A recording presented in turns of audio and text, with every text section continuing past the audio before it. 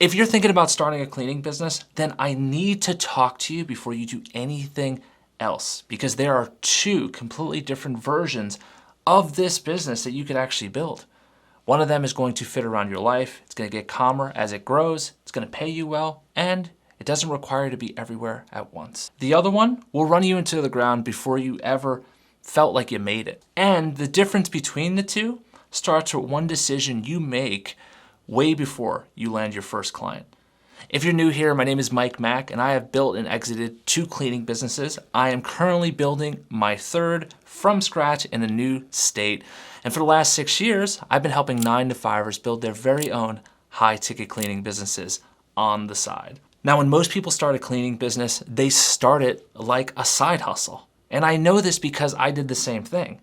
You look for anyone who needs something clean, right? You show up at their door, you make yourself available, you hustle, you pass out flyers, you tell yourself that hard work pays off, and if you grind long enough, something good's gonna happen. And that thinking isn't necessarily wrong exactly.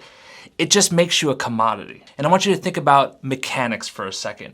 There's a mechanic who takes everyone. Oil changes, brakes, whomever walks in off the street. He's always busy, always booked, and he's always competing on price with the company right down the road. Then there's the other mechanic, the one who only works European cars. 3-week wait list, charges twice as much as everyone else, and no one questions the price because he's clearly the person for the job. Now think about this. That's the same skill set, completely different business.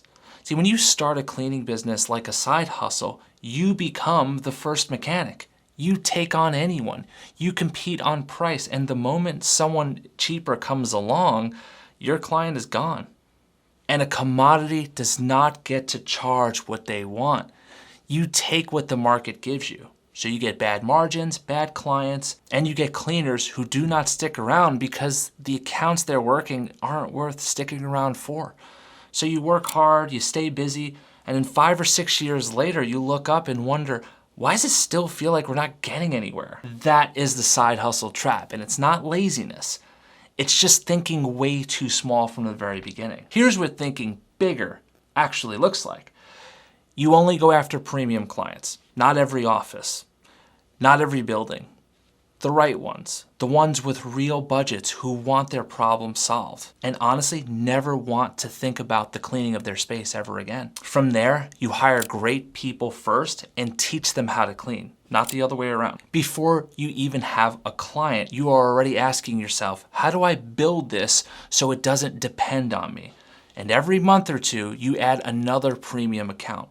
Quietly, consistently, without running around knocking on every door in your city. Here's what that compounds into.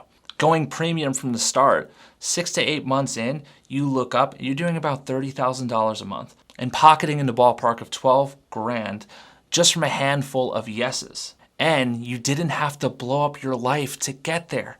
2 years in, 3 years in, your operation keeps growing and you're not the one holding it all together. You are the one shaking the hands. You are the one bringing in new business while your team absorbs every new account.